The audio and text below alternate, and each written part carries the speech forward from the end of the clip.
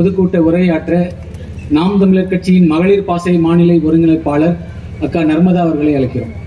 சிங்கத்தின் புகைக்கில் சிறுநரிக்கு இடம் கொடுத்தோம், செந்தமிழ் நாட்டின் உரிமை இழந்தோம். பொங்கும் உணர்வில் எழுந்தமிழ் அரசு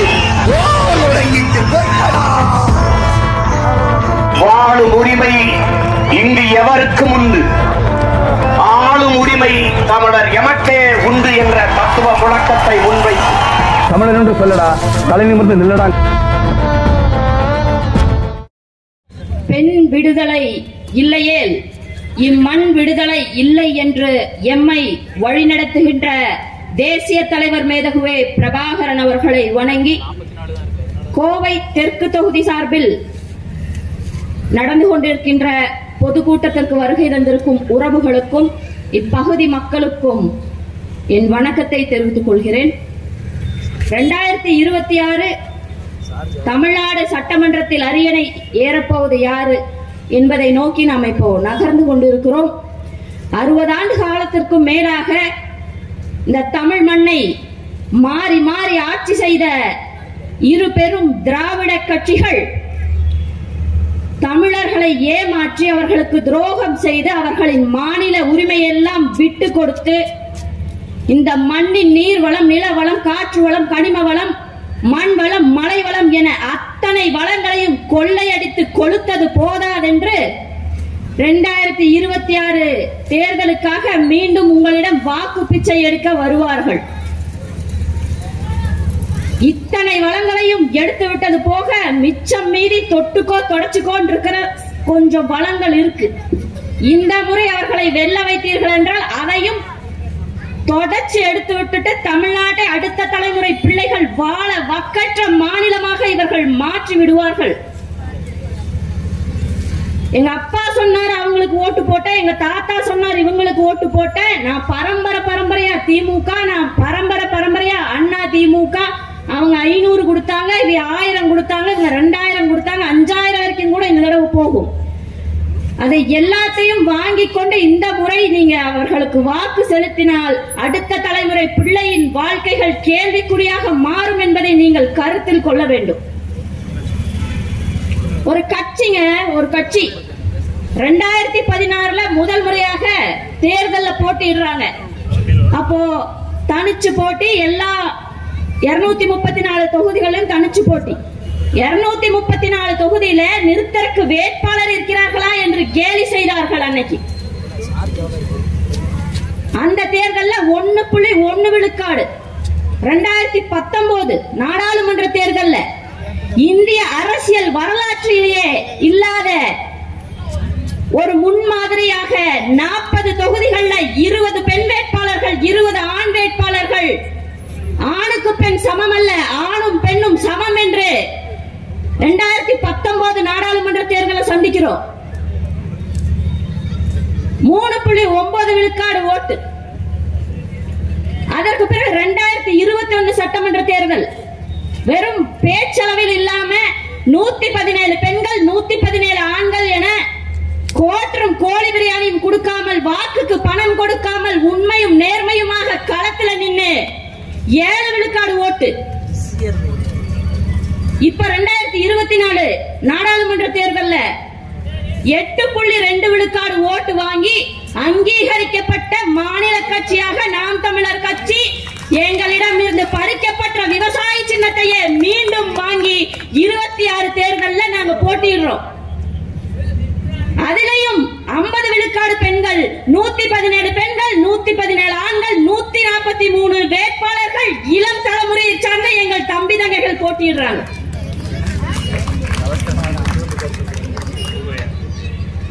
தமிழ்நாட்டில் இன்று இருக்கக்கூடிய அரசியல் தலைவர்கள்ல இந்த மொழிக்காகவும் இனத்திற்காகவும், இந்த மண் காக்க, மலை காக்க, அனைத்து வளங்களையும் காக்க, இயற்கையை பாதுகாக்க மாணவர் போராட்டமா, மீனவர் போராட்டமா, ஆசிரியர் போராட்டமா, மருத்துவர்கள் போராட்டமா, செவிலியர் போராட்டமா, எந்த போராட்டமானாலும் சளைக்காமல் மீண்டும் மீண்டும் மீண்டும் சென்று இந்த ஆட்சி அதிகாரிகளின் பொடனியில் அடிக்க ஒரு தலைவன் இருக்கிறான் என்றால் அவன் அண்ணன் செந்தமிழன் சீமான் மட்டும்தான். அதற்காக நீங்கள் நாம் தமிழர் கட்சியோட நில்லுங்கன்னு நாங்க கேட்கிறோம். இந்த நாம் தமிழர் கட்சிக்கு நீங்க வாக்கு செலுத்த இல்ல 2026 சட்டமன்ற தேர்தலில் வாக்கு செலுத்த உங்களுக்கு பெரிய உலக அறிவோ இந்திய அறிவோ அரசியல் நுணுக்கங்களோ பெரும் வரலாறோ எதுவும் தெரிய வேண்டியதில்லை. வீட்டை விட்டு வெளியில வரும் நம்ம பயணிக்கக்கூடிய சாலைகள் எப்படி இருக்கு? நான் சிங்காநல்லூர்ல இருந்து இங்க வர்றதுக்குள்ள உசுர கையில உடிச்சிட்டு வந்திருக்கேன். எல்லா சாலைகளும் இப்படி இருக்கு, இல்லைன்னா இப்படி இருக்கு.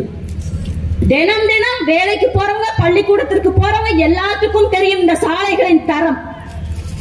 2 நாட்களுக்கு முன்னாடி சென்னையில இந்த குழியான சாலையில ஒரு பெண் அந்த குழந்தைய வச்சு வண்டி ஓட்டிட்டு போனாங்க. குழந்தை குழி, எதிர்பாராத குழி, அங்க உள்ள விட்டு விழுந்தோம்னா அந்த பின்னாடி வந்த லாரி ஏறி அந்த குழந்தை மரணம் அடைகிறது.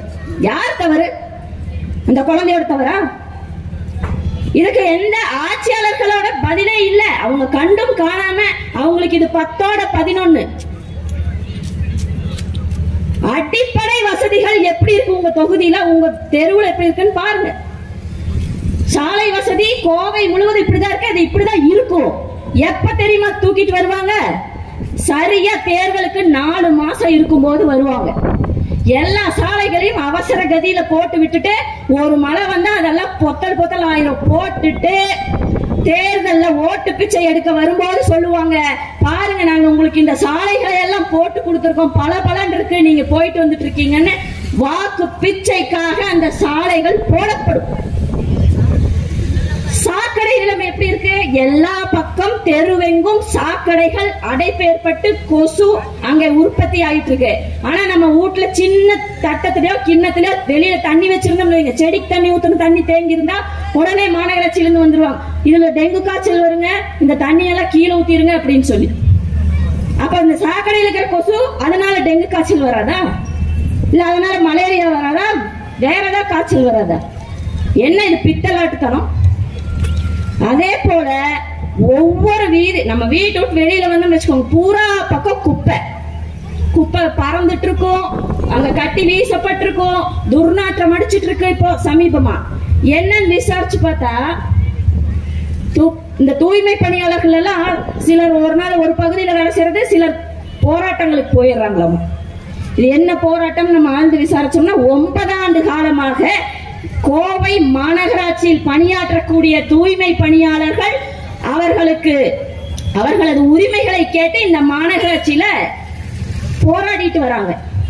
என்ன உரிமைன்னு பார்த்தோம்னா, அவர்கள் எல்லாம் நிரந்தர பணியாளர்களாக இருந்தவர்களை தனியார் மயப்படுத்துறோம், பிரைவேட்டைசேஷன் பண்றோம் அப்படின்னு சொல்லி அவர்களை பூரா தினக்கூலிகளாக ஒரு ஏஜென்சிக்கு கீழே வந்து இவங்க கொண்டு போய் சேர்த்திட்டாங்க. அவர்களுக்கும் மாநகராட்சிக்குமான நேரடி தொடர்பு கிடையாது.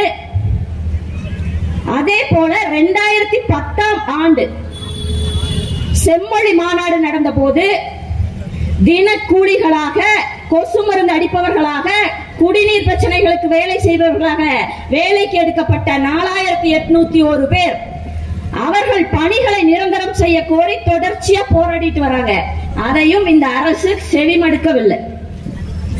2021 தேர்தல் நேரத்தில் நம்ம தூய்மை பணியாளர்கள் எல்லாம் சந்திச்சு இந்த திமுகவோட ஏஜென்ட்ஸ் இருப்பாங்க, இந்த பகுதி மக்கள், அந்தந்த பகுதி சார்ந்த மக்கள், எங்க அரசு ஆட்சிக்கு வந்துருச்சுன்னா உங்களுக்கு உடனடியா பணி நிரந்தரம் செஞ்சு தரோம்னு சொல்லி இவர்களை கவர்ச்சியான வார்த்தைகளை கூறி ஏமாற்றி இன்றைக்கு வரைக்கும் 4 ஆண்டுகளை கடந்த பிறகும் தூய்மை பணியாளர்களின் பணிகளை நிரந்தரம் செய்யாமல் இழுத்தடித்துக் கொண்டு ஏமாற்றி வருகிறது இந்த திராவிட முன்னேற்ற கழக அரசு. 2023ஆம் ஆண்டு ஒரு 5 நாள் யாருமே தூய்மை பணியாளர்கள் வேலைக்கு போகாம இங்க ஸ்ட்ரைக்கு போராட்டம் பண்ணதுக்கு அடுத்து என்ன செய்யறாங்க இந்த மாநகராட்சி? எப்படியாவது இந்த போராட்டத்தை கலைக்கணுமே சொல்லிட்டு ஒரு சர்க்குலர், ஒரு சுற்றறிக்கை விடுறாங்க. அரசிதழ்லயும் அது வருது. என்ன சொல்றாங்க? 2017ஆம் ஆண்டு அரசாணை எண் 62க்கு உட்பட்டு இவர்களுக்கு வழங்கக்கூடிய தினக்கூலி 770 ரூபாயாக அதிகரிச்சு தரோம் அப்படின்னு இவங்க வந்து அரசாணை 2017 அரசாணை எண் 62 படி நாங்க தரோம்னு சொல்லி அந்த 5 நாட்கள் போராட்டத்திலிருந்து இவங்களை கலைச்சு விட்டுட்டு இன்னைக்கு வரைக்கும் அதை செயல்படுத்தவில்லை. இதையெல்லாம் எதிர்த்துதான் தூய்மை பணியாளர்கள் வந்து போராடிட்டு இருக்காங்க. அவர்களுக்காக நாம் தமிழர் கட்சி நாங்க இவர்களோட பிரச்சனைகளை நாங்கள் கையில் எடுத்து ஒரு போராட்டத்தை முன்னெடுக்கிறோம் அப்படின்னு சொன்னா முடியாது. நாம் தமிழர் கட்சி இதுல வரக்கூடாது. நீங்க ஏன் போராடுறீங்க? எல்லாம் ஏற்கனவே போராடிட்டு இருக்காங்க, போராடிட்டே இருக்காங்க. எத்தனை காலத்துக்கு போராடுவாங்க? அதற்கான தீர்வு என்ன? இன்னைக்கு வரைக்கும் ஒன்னும் தீர்வே எதுலையுமே வரல. இப்படித்தான் ஏமாற்றி வாக்குகளை வாங்கி இந்த அரசாங்கம் செயல்பட்டு இருக்கு. இதே நாங்க சொல்றோம் 2026 நாம் தமிழர் கட்சி ஆட்சிக்கு வந்தால் அனைத்து தூய்மை பணியாளர்களின் வேலைகளும் நிரந்தரமாக்கப்படும். ஜியோ அரசாணை 62 குறிப்பிடப்பட்டிருந்த 770 ரூபாயுடன் 230 ரூபாய் சேர்த்து ஒரு நாள் கூலியாக 1000 ரூபாய் உங்களுக்கு வழங்கப்படும். ஆழ்துளை சாக்கடையில மனித கழிவை மனிதனே அள்ளுகின்ற அவலம் நீக்கப்பட்டு அதற்கு இயந்திரங்கள் வாங்கி பணியாளர்களிடம் கொடுத்த இயந்திரங்கள் மூலமாக தான் அந்த கழிவுகள் அகற்றப்படுங்கிற உறுதியையும் உங்களுக்கு நாங்க இதன் மூலமா தெரிவிக்கிறோம். தூய்மை பணியாளர் இருக்காங்கல்ல, அவங்க வரலன்னு வச்சுக்கோங்களேன், ஒரு நாள் 2 நாள் வரலைன்னா உடனே நாமளே என்னங்கிறது, எங்க குப்பைக்காரங்களை காணோம், குப்பைக்காரங்க வந்தாங்களா, குப்பைக்காரங்களை பாத்தீங்களான்னு கேக்குறோம். ஆனா உண்மை என்ன? குப்பை யார் போடுறாங்களோ அவங்கதான் குப்பைக்காரரு, நாம தான் குப்பைக்காரங்க. அதை அள்ளி அந்த எந்த மாதிரி துர்நாற்றம் வந்தாலும் எவ்வளவு சாக்கடை இருந்தாலும் உள்ள இறங்கி சரி செய்யறவங்க குப்பைக்காரங்களா? அவர்களா குப்பைக்காரர்கள்? ஒரு மக்கும் குப்பை மக்காத குப்பை என்று பிரித்து போட சொன்னால் கூட அதில் இருக்கின்ற நுணுக்கத்தை புரியாம ஒன்னா கட்டி கார்ல போகும்போது வண்டியில போகும்போது வீசி எறிஞ்சிட்டு போறோமே, நம்ம குப்பைக்காரங்களா? அதை சுத்தம் பண்ற அவைய குப்பைக்காரங்களா? அதை மனதில் வைத்துதான் நாம் தமிழர் கட்சி ஆட்சிக்கு வந்தால் தூய்மை பணியாளர்களுக்கு தூய்மை பொறியாளர்கள் என்ற பெயரில் அவர்கள் இனிமேல் அழைக்கப்படுவார்கள் என்ற உறுதியை நாங்கள் இங்க கொடுக்கிறோம். அதை விட ஒரு ரொம்ப சைக்காலஜிக்கல் பிரச்சனை என்ன தெரியுங்களா? இவங்க கிட்ட இந்த திருட்டு கூட்டம் இருக்குல்ல, இத்தனை ஆண்டு காலம் ஆட்சி செஞ்சுட்டு இருந்தாங்கல்ல, அவங்க என்ன பண்ணிட்டாங்க? நாம் தமிழர் கட்சி தொடங்கின உடனே இவங்க நாம் தமிழர் நாம் தமிழர் நாம் தமிழர் சொல்றாங்க. இவர்கள் ஆட்சிக்கு வந்தா இவங்களை வெல்ல வச்சீங்கன்னா மாற்று மொழிக்காரங்களை பூரா தமிழ்நாட்டில இருந்து விரட்டி விட்டுருவாங்க, யாரையும் இங்க பொழைக்க விட மாட்டாங்க, தமிழர்கள் மட்டும்தான் இங்க இருக்கணும்னு பேசுவாங்க அப்படின்னு சொல்லி சொல்லி சொல்லி சொல்லி மக்கள் மனதிலே அதை உருவேற்றி வச்சிருக்கிறாங்க. ஆனால் நீங்க எல்லாரும் இதை புரிஞ்சுக்கணும், நாம் தமிழர் கட்சி அனைத்து உயிர்களுக்குமான கட்சி, இது பிற பொக்கும் எல்லா உயிருக்குமான கட்சிங்கிறத நீங்க தெளிவு பெறணும். எங்க கட்சியில தெலுங்கை தாய்மொழியாக கொண்ட மாநில ஒருங்கிணைப்பாளர் இருக்காங்க, அடிப்படை உறுப்பினர் இருக்காங்க, பேச்சாளர்கள் இருக்கிறாங்க, வேட்பாளர்கள் இருக்கிறாங்க, கன்னடத்தை தாய்மொழியாக கொண்டவர்களும் இருக்கிறார்கள், மலையாளத்தை தாய்மொழியாக கொண்ட மாநில ஒருங்கிணைப்பாளர் பேச்சாளர் அனைவரும் இருக்கிறாங்க, இந்தியை தாய்மொழியாக கொண்டவர்கள் கூட சில இடங்கள்ல எங்களோட அரசியல் புரிதலை புரிஞ்சு கொண்டு இந்த கட்சியில பயணிக்கிறாங்க. அதனால எத்தனை ஆண்டு காலத்திற்கு இவர்கள் அந்த மொழிக்கு எதிரானவர்கள் இந்த மொழிக்கு எதிரானவர்கள் இவங்க இந்த பொய்யை உருட்டிட்டு இருப்பாங்கன்னு தெரியல. அதையெல்லாம் புரிஞ்சுக்கணும். நீங்க யார் உங்களுக்காக மக்கள் மன்றத்திலே அந்த சட்டமன்றத்திலே யார் மக்களின் குரலாக ஒலிப்பார்களோ அவர்களை நீங்க தேர்ந்தெடுங்க. இந்த அரசு முதலமைச்சர் என்னங்கிறாரு? எந்த கொம்பனாலும் குறை சொல்ல முடியாத ஆட்சி, இவருக்கு இவ்வளவு இதெல்லாம் தெரியாது, எவன் இவருக்கு எழுதி கொடுத்தாலும் கையில கட்ட முளைக்க அப்படின்னு நினைக்கிற அளவுக்கு எந்த கொம்பனாலும் குறை சொல்ல முடியாத ஆட்சி அப்படிங்கிறாரு. ஆனா அந்த ஆட்சியில் பாத்தீங்கன்னா கொலை கொள்ளை பாலியல் வன்கொடுமை இதுதான் அன்னாடும் தினம் தினம் தினம் இது நடக்குது. பகுஜன் சமாஜ் கட்சியின் மாநில தலைவர் திரு ஆம்ஸ்ட்ராங் அவர்கள் தலைநகராம் சென்னையில வச்சு முக்கிய சாலையில வெட்டி கொலை செய்யப்படுகிறார். கனிம வள கொள்ளையை தடுத்த ஜாகிர் ஹுசைன் அவர்கள் திருநெல்வேலியில வச்சு டிப்பர் லாரி ஏற்றி கொல்லப்படுகிறார். ஒரு தலைவர், ஒரு கட்சியின் மாநில தலைவருக்கே இந்த நிலைமை. இதே நேற்று ஒரு ஆர்டிஓ திருச்சியிலிருந்து, திருச்சி மணல் கொள்ளையை விசாரிச்சுட்டு இருக்க ஆர்டிஓ ஆறாவமுத தேவசேனான்னு அவங்க பேரு, ஒரு பெண், அவங்க போயிட்டு இருக்கும் போது அந்த வாகனத்தின் மேல பேருந்து மோதி ஏதோ ஒரு விபத்து ஏற்படுத்த அவர்கள் மரணம் அடைகிறார்கள். அதை விபத்து என்று பதிவு செய்யறோம். பார்க்கும்போது விபத்து மாதிரி இருக்கு, விபத்துன்னு பதிவு செய்யறோம். சரி, அதே போல ஏன் நமக்கு இதுல விபத்தா இல்ல இந்த கொள்ளையர்கள் ஆளை வச்சு அடிச்சாங்களான்னு ஏன் சந்தேகம் வருது தெரியுங்களா? இதற்கு முன்னாடி விராலிமலை பகுதியிலே காவிரி படுகையிலிருந்து ஆற்று மணல் திருடி கொண்டு போனவர்களை விசாரித்து வந்த பார்த்திபன் என்கின்ற ரெவென்யூ ஆபீசர் இதே போல விபத்து ஏற்பட்டு அவரும் மரணம் அடைகிறார். துறையூர் விஏஓ பிரபாகரன் அவர்கள் குத்துயிரும் கொலையுயிருமாக அடிபட்டு கிடக்கிறார்.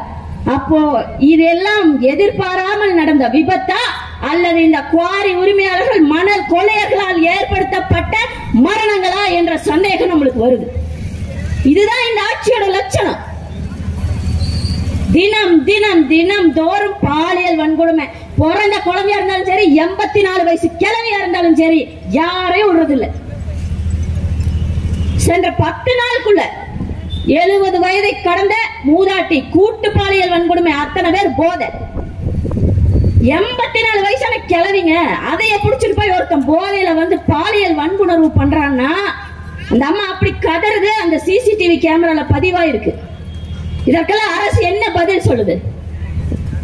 தாம்பரத்துல ஒரு மகளிர் தங்குற விடுதியில ஒரு பொண்ணை காலை முறிச்சு அந்த காவலாளி பாலியல் வன்கொடுமை செய்யறான்.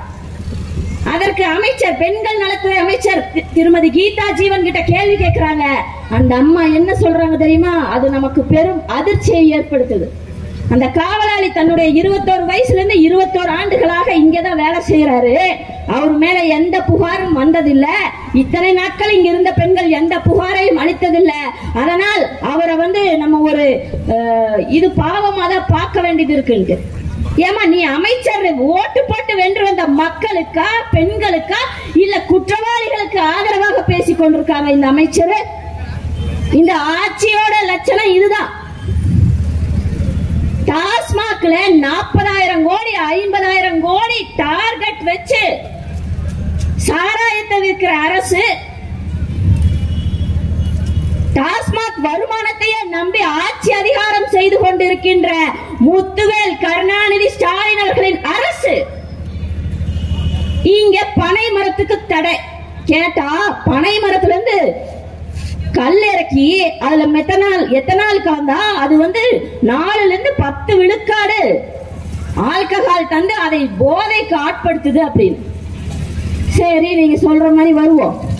நீங்க சாராயம் காட்சி விக்கிறீங்களா டாஸ்மாக்ல? அதுல 45 விழுக்காடு ஆல்கஹால் இருக்கு.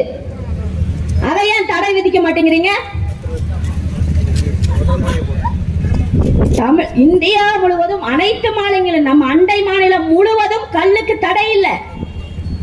தமிழ்நாட்டு மரம் கல்லு, பனை, அந்த மரத்திற்கு இங்கே தடை, கல் இறக்க தடை.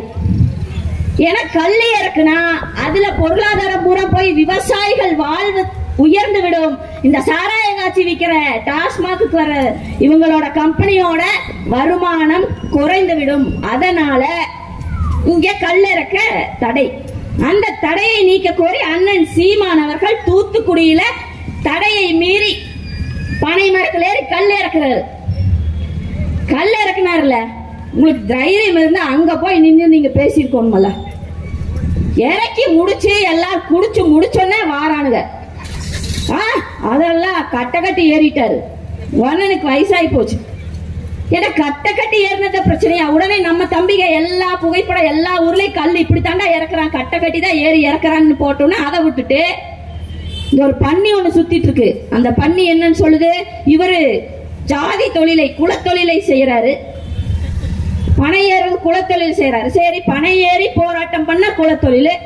மீனவர் போராட்டம், மாணவர் போராட்டம், செவிலியர் போராட்டம், எத்தனையோ போராட்டங்களை பண்ணிருக்காரு. அப்ப அவருக்கு ஒவ்வொரு போராட்டத்துக்கும் ஒவ்வொரு சாதி பேர் வைப்பீங்களாடா? என்ன இது? இதுல ஒரு படத்துல சொல்லுவாங்க, 400 ரவுடி நாய் சேகர் மாதிரி. அது போல சில சேகர்கள் இருக்குதுங்க அமைச்சரா. அவர் சொல்றாரு, எங்கள் முதலமைச்சர் எங்கும் தமிழ் எதிலும் தமிழ் என்று உறுதியாக இருப்பவர் அப்படின்னு. அப்படியே திருச்செந்தூர்ல தமிழ்ல குடமுழுக்கு பம்புறீங்க. இதே பேரூர் பட்டீஸ்வரர் கோயில்ல தமிழ்ல குடமுழுக்கு நடத்துறதுக்கு அனுமதி இல்லை. சமஸ்கிருத ஓதுவார்களை உள்ள உட்கார வச்சு தமிழ் ஓதுவார்களை வெளியில நிக்க வச்ச அரசு இது. மருதமலையில தமிழில் குடமுழுக்கு கேட்டு போராடிய நாம் தமிழர் கட்சிகள், குறிப்பாக இந்த தொகுதியில வேட்பாளராக இருக்கக்கூடிய ஆரூர் தம்பி பேரறிவாளனை இழுத்து தரத்தரம் கொண்டு போய் கைது பண்ண அரசு இது. மருதமலையிலும் பேரளவு தமிழ்ல குடமுழுக்குன்னு சொல்லி சமஸ்கிருதத்துல குடமுழுக்கை முடித்தார்கள். அதே திருச்செந்தூர்ல எங்க இருந்து வந்து நீ யார்கிட்ட வந்து தமிழிலும் அப்படின்னு சொல்லுவ? தமிழர் மண்ல தமிழர்கள் தமிழ் கடவுள் முருகன் கோயில்ல தமிழர்களின் வரி பணத்துல சம்பளம் வாங்கி திங்கிற நீங்க தமிழிலும் குடமுழுக்குன்னு சொல்லுவீங்க. அதை நாங்க பார்த்துட்டு இருக்கோமா?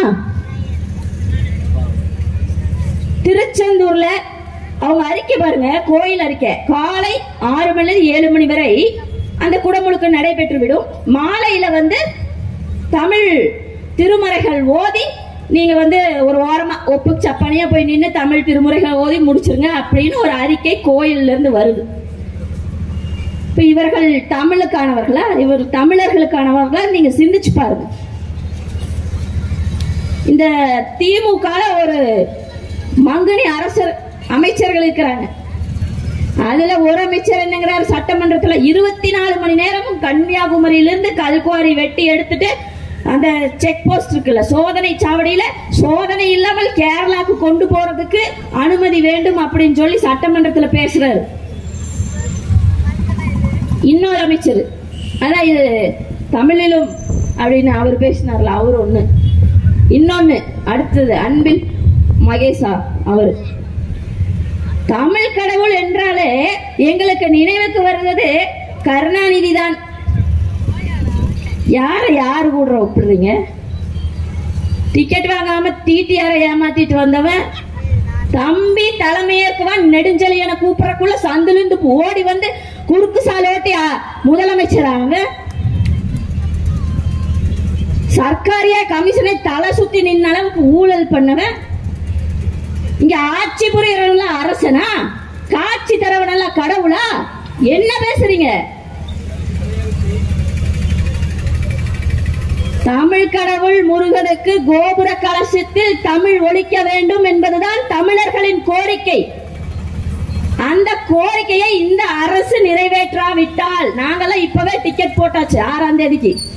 அங்க போய் சோறு கிடைக்குதோ இல்லையோ, தண்ணி கிடைக்குதோ இல்லையோ, தங்கறக்கு இடம் கிடைக்குதோ இல்லையோ, கடற்கரையில படுத்திருந்தாவது 7ஆம் தேதி வெற்றிவேல் முருகனுக்கு அரோகரா போடுறதுல செத்த சமஸ்கிருதத்துக்கு சங்கு ஊதுறது நாம் தமிழர் பிள்ளைகளாக தான் இருப்போம். அதனால இந்த திருட்டு திராவிட கூட்டம் சொல்ற அதை செஞ்சு தரேன் இதை செஞ்சு தரேன், நான் தமிழுக்கானவன் நான் தமிழர்களுக்கானவங்கிறதை எல்லாம் ஏற்றுக்கொள்ளாதீர்கள். கோவை தெற்கு தொகுதியில நாம் தமிழர் கட்சி சார்பில் அன்பு தம்பி ஆரூர் இளவல், தமிழ் தேசிய போராளி தம்பி பேரறிவாளன் வேட்பாளராக அறிவிக்கப்பட்டிருக்கிறார். இந்த மக்கள் பிரச்சனை எல்லாம் எவர் ஒருவர் சட்டமன்றத்திலே போய் தன் பிரச்சனையாக முழங்குகிறாரோ, இந்த தொகுதியின் சீர்கேடுகளை எல்லாம் எவர் ஒருவர் சரி செய்கிறாரோ அவருக்கு உங்கள் வாக்குகளை செலுத்தி அவரை வென்று சட்டமன்றம் அனுப்புமாறு கேட்டு விடைபெறுகிறேன். நன்றி, வணக்கம். நாம் தமிழர் 2026 படைப்போம் புதிய அரசியல் வரலாறு. இது தமிழர்களுக்கான போர்க்களம். நமது தமிழ் போர் ஊடகத்தின் வளர்ச்சிக்கு நீங்கள் உதவுவதாக இருந்தால் தாராளமாக உதவலாம். உங்களால் முடிந்த ஒரே ₹1 நீங்கள் ஒரு காணொலிக்கு ஒரு நம்பர் செலுத்தினால எங்களது வளர்ச்சிக்கு போதுமானதுன்னு சொல்லி நம்ம நினைக்கிறோம். எப்படி நமது வளர்ச்சிக்கு உங்களுடைய தொகையை செலுத்துவது அப்படின்னு பார்த்தீங்கன்னா, நீங்கள் பார்த்துட்டு இருக்கிற வீடியோவுக்கு கீழே இருக்கக்கூடிய டிஸ்கிரிப்ஷனில் நமது வங்கியினுடைய கணக்கும் ஜிபே எண்ணும் கொடுத்துருக்கோம். அதில் நீங்கள் வந்து உங்களுடைய தொகையை நமது தமிழ் போர் ஊடகத்தின் வளர்ச்சிக்கு தாராளமாக உதவலாம். சிங்கத்தின் புகைக்கில் சிறுநரிக்கு இடம் கொடுத்தோம், செந்தமிழ் நாட்டின் உரிமை இழந்தோம். பொங்கும் உணர்வில் எழுந்தமிழ் அரசு